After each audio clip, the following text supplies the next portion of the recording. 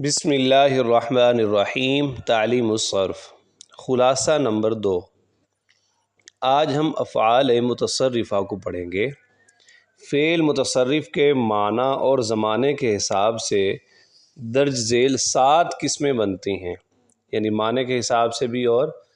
زمانے کے حساب سے بھی افعال کی تقریباً 7 اقسام بنتی ہیں۔ نمبر 1 فعل ماضی، نمبر 2 فعل مضارع، نمبر 3 فعل جہد منفی بلم، اور نمبر 4 فعل مستقبل مؤکد منفی بلن، نمبر 5 فعل مستقبل مؤکد بالام و نون تاکید، نمبر 6 فعل امر، اور نمبر 7 فعل نہیں۔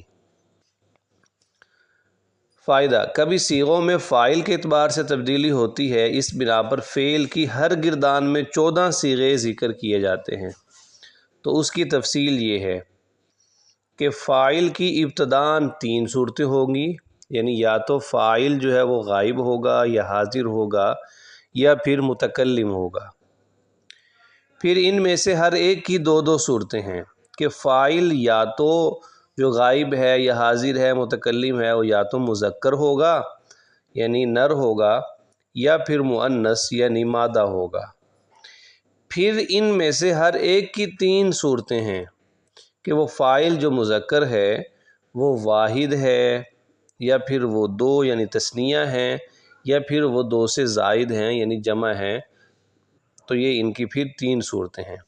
تو اس لحاظ سے یہ کل 18 صیغے ہو جانے چاہیے تھے، لیکن عربی زبان میں 18 صورتوں کے لیے صرف 14 صیغے استعمال ہوتے ہیں، اور وہ اس طرح کہ جو آخری صیغہ ہے جو متکلم کا ہے جمع، وہ جمع کے لیے بھی اور تثنیہ کے لیے بھی اور مذکر اور مؤنث دونوں کے لیے وہ استعمال ہوتا ہے۔ اب ہم پڑھتے ہیں افعال متصرفہ میں سے پہلی قسم فعل ماضی۔ فعل ماضی وہ فعل ہے جس سے کسی کام کا گزشتہ زمانے میں ہونا یا کرنا سمجھا جائے، جیسے داخلہ،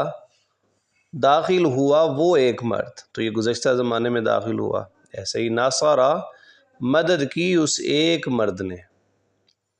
اب ہم پڑھتے ہیں فعل ماضی معلوم بنانے کا طریقہ۔ تو سب سے پہلے تو آپ یہ سمجھیں کہ فعل ماضی مصدر سے بنتا ہے، اور خصوصاً اس کا جو پہلا صیغہ ہے واحد مذکر غائب، یہ فعل ماضی معلوم کا جو یہ والا صیغہ ہے یہ ہم سب سے پہلے مصدر سے بنائیں گے، پھر اسی سے ہی آگے مضارع بنے گا، پھر مضارع سے باقی تمام افعال، اسماء مشتقہ وغیرہ بنتے جائیں گے۔ ہر مؤنث کا صیغہ اپنے مذکر سے بنتا ہے، یعنی پھر اس مذکر سے ہم مؤنث کا صیغہ بنائیں گے، پھر اس طرح اسی سے ہی تمام تثنیہ اور جمع کے صیغے پھر واحد سے بنائے جاتے ہیں، یعنی مذکر کا ہے تو اسی سے ہی جمع یا تثنیہ مذکر کا بنائیں گے، اور مؤنث سے ہی واحد اور تثنیہ مؤنث کا ہم بنا لیں گے۔ فعل ماضی میں تثنیہ سب سے پہلے تو ہم وہ صیغہ بنا لیں گے، جیسے النصر، یہ مصدر ہے اور اس سے ہم نے ناصارا یہ ماضی کا صیغہ بنا لیا۔ اب اس کے بعد آگے اس کے مزید صیغے کیسے بنائیں گے؟ تو تثنیہ کے لیے ہم نے اس کے آخر میں الف کا اضافہ کر دینا ہے، تو یہ ہو جائے گا ناصرا سے ناصارا، اور مؤنث کے لیے ہم ناصرتا، ناصرت چونکہ صیغہ ہوگا تو اس کے آخر میں ہم الف بڑھا دیں گے، تو یہ ہو جائے گا ناصرتا۔ جمع کے لیے ہم مذکر کے لیے واو ساکن استعمال ہوتی ہے پیش والی، جیسے ناصارو، یعنی اس سے پہلے پیش ہو واو مدہ جسے ہم کہہ سکتے ہیں، تو یہ جمع مذکر غائب کا صیغہ بن جائے گا۔ اور واحد مؤنث غائب بنانے کے لیے ہم تا ساکنہ لگائیں گے، جیسے ناصرہ سے ناصرت، اور اسی کا اگر تثنیہ بنائیں گے تو آخر میں الف لگا دیں گے، تو یہ ہو جائے گا ناصرتا۔ جمع مؤنث غائب بنانے کے لیے نون کے اوپر زبر لگا دیں گے، یعنی نون مفتوحہ، جیسے نصرنا۔ واحد مذکر حاضر بنانے کے لیے تا مفتوحہ یعنی تا زبر والی لگا دیں گے، جیسے نصرتا، اور تثنیہ بنانے کے لیے تما لگا دیں گے۔ پھر اس کے بعد جمع مذکر حاضر بنانے کے لیے تم لگا دیں گے، جیسے نصرتم۔ پھر جمع مؤنث، پھر اس کے بعد جمع مؤنث حاضر کے لیے تن ضمیر استعمال ہوتی ہے، اور بلکہ اس سے پہلے آپ واحد مؤنث حاضر، اس میں تا کے نیچے زیر ہوتی ہے، اور اگر تثنیہ مؤنث حاضر بنانا ہے تو تما لگا دیں گے، اس کے لیے بھی نصرتما ہو جائے گا، نصرتی نصرتما، اور جمع بنانے کے لیے تنہ کا اضافہ ہو جائے گا نصرتنہ۔ واحد مذکر اور مؤنث متکلم کے لیے تائے مضمومہ یعنی تا کے اوپر پیش لگا دیں گے، جیسے نصرتو۔ تثنیہ اور جمع مذکر اور مؤنث متکلم کے لیے نون الف نا یعنی ضمیر استعمال ہوتی ہے، یہ ہم لگا دیں گے تو یہ ہو جائے گا نصرنا۔ تو اس طرح یہ اس کی گردان ہو جائے گی۔ تو اسی سے ہی پھر ہم اس کا فعل ماضی مجہول بھی بنائیں گے، وہ بھی بالکل آسان ہے، اور یہ متعدی سے بنتا ہے۔ آخری حرف کو اپنی حالت پر چھوڑ دیں گے، آخر سے پہلے والے کو زیر دے دیں گے، اور باقی حروف جتنے بھی ہیں ان کو ضمہ یعنی پیش دے دیں گے، جیسے ناصرہ سے نصیرہ، تو یہ مجہول بن جائے گا، یعنی جس کا فاعل ہی معلوم نہیں ہوتا۔ اگر ہم نے ماضی منفی کا بنانا ہے تو اس کے شروع میں یا تو ما لگا دیں گے یا لا لگا دیں گے، لیکن عموماً ماضی میں ما ہی لگتا ہے، تو پھر اس کا معنی جو ہے وہ منفی والا ہو جائے گا، ما ناصرہ، اس نے مدد نہیں کی۔